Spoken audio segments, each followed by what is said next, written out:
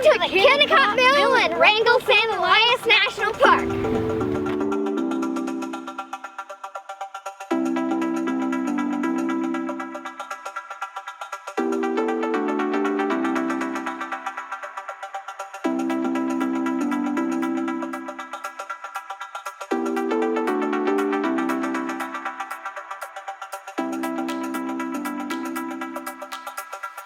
Good morning from the end of McCarthy Road in Wrangell St.Elias National Park. This morning we drove 60 miles down a bumpy road to get to the town of McCarthy. And our plan is to walk across the footbridge and catch a shuttle to the Kennecott Mill. That's kind of cool, huh?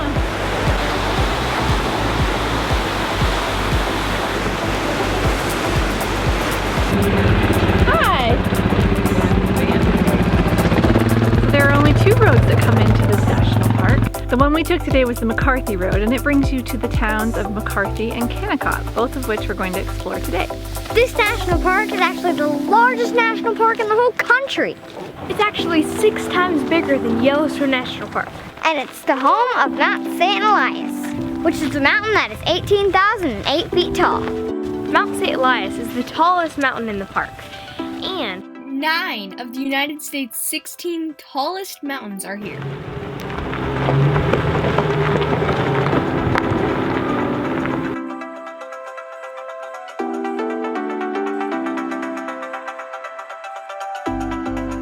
Down to the south, you can see the outline of the Chugach Mountains down there. Down kind of straight in front of us, that river winding through there, that is the Kennecott River. And all of that water is coming from the Kennecott Glacier, which is right here in front of us.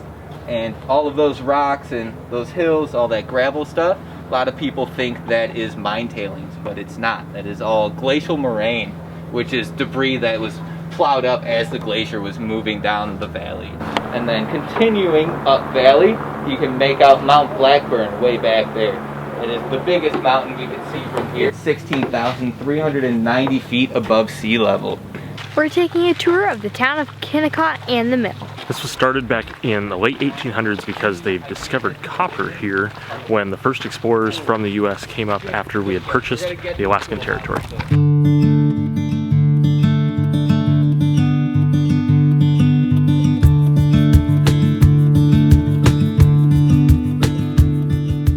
You had Bonanza Mine right about here, and on the other side of the ridge line you had the Motherlode Mine, and both of those kind of connected into the same ore vein which ran through the mountain. Jumbo Mine right over here, and then Erie Mine was way out on this last ridge line. Connecting all of those mines were about 70 miles of tunnels.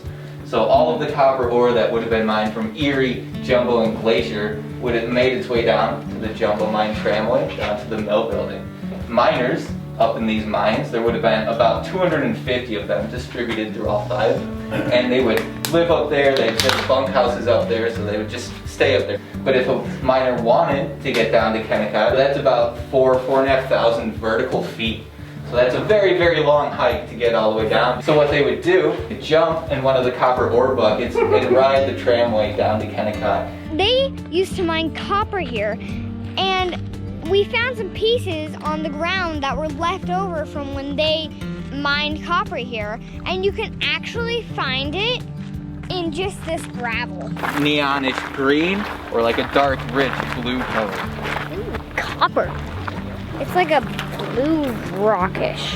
It's like the bottom is a rock and the top is copper. The mill building behind me is the largest wooden freestanding structure in North America. It has 3 functions. One of which it's crushing down all of that limestone and copper ore into smaller and smaller pieces, and then it's sorting out the copper from the limestone, and then it's bagging it. So crushing, sorting, and bagging through all 14 stories. So there's this one, and this you can see how it's kind of shiny, almost metallic looking.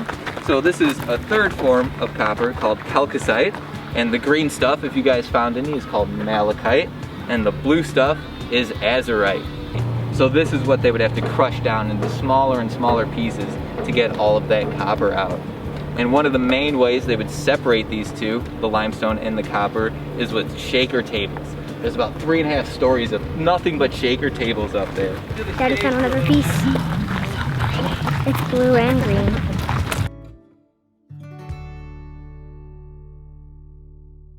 So they designed and implemented ammonia leaching here, and it was the first place it was ever used. It was designed specifically for use here at Kennecott.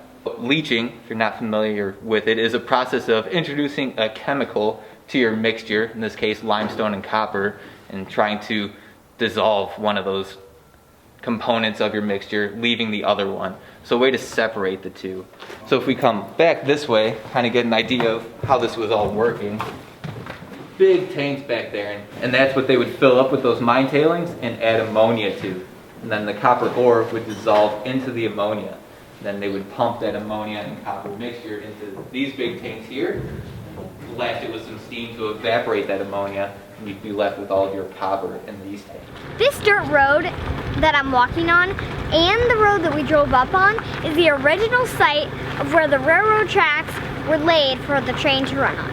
They would come by places like here on the store, and these bars would lift up so the goods, the food, the mail would go through there to fill up the general store and the U.S. Post Office. Hope you enjoyed this video. Bye. Welcome to the Kennecott Mill in Wrangell St.Elias National Park. Okay, ready?